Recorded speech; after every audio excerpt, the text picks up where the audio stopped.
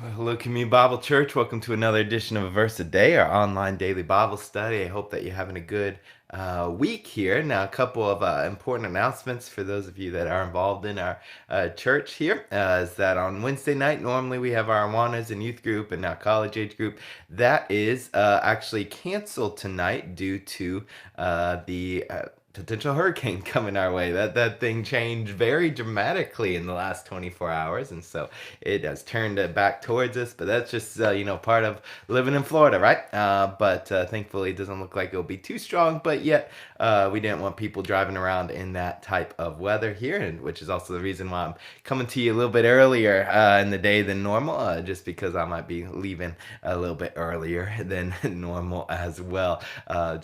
So please be safe if that hurricane does come our way, and something happens tomorrow that you or a loved one needs help in the Hernando County area. Please give us a call. We will do whatever we can to help our friends and neighbors out. But that's with that in mind, let's go ahead now and get into 1 John 4:10. 1 John 4:10, it says, "And this is love, not that we have loved God, but that he has loved us, and sent his Son to be the propitiation for our sins." So he first says, and this is love. That love is inside of this action. And what was this action? So it's not that we have loved God. Now, this love, the same agape, unconditional love that we've been talking about for a long time.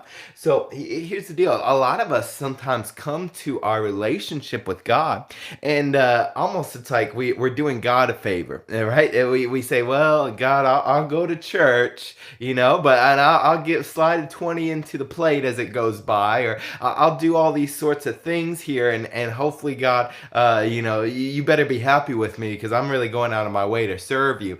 And sometimes we do come to God with that type of mindset, but it's completely backwards, right? Because to love God, it shouldn't, in many ways, it shouldn't be difficult. And I understand that there's always temptation, there's always sin, and Satan's trying to knock us off the path. But from a rational, objective viewpoint, it's like, okay, are we going to love somebody that has given us everything, including life itself? Every good and perfect gift is from the Father. It says that Jesus Christ came down and died on the cross for our sins.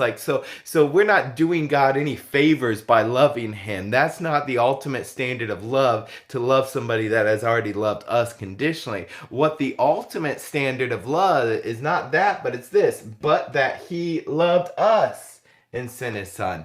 So that is the standard of love here, because we're the ones that were dirty, we're the ones that were sinful, we're the ones that kept trying to run away from him and kept trying to go and disobey him and stab him in the back in every opportunity that we have. And yet at the same time, we're the ones that Jesus Christ came down to save. And that is the standard of what love is, and that is, once again, the type of love that we ought to have for our brothers and sisters.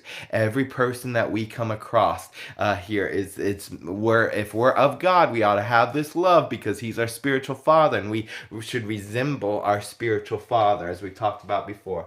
So he sent his Son to be the propitiation for our sins. Propitiation, that is a big 50-cent theological word there. We've talked about it once before. It's been a while. 1 John 2:2. It's probably been a couple months by now. But that propitiation means atonement, which is another big theological word. But to really break it down in layman terms, it's like a payment.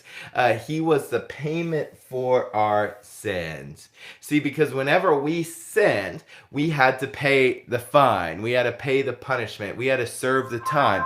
Just like, you know what? That's the second time we've gotten a call in one of these videos. Here we go. There we go. I'm going to silence that and get to it again. All right, so I'm going to have to start turning those phones off. I finally got caught 2 times in a row. But anyway, that Jesus Christ is a propitiation for our sins. He's the payment for our sins, and because of that, we have earned that punishment. It is ours to take, but instead, Jesus Christ has come to pay that punishment for us. But hey, I gotta go answer some phone calls, do all so important things. I hope that you have a good rest of the Wednesday. Stay safe, and remember, no Awanas or youth tonight.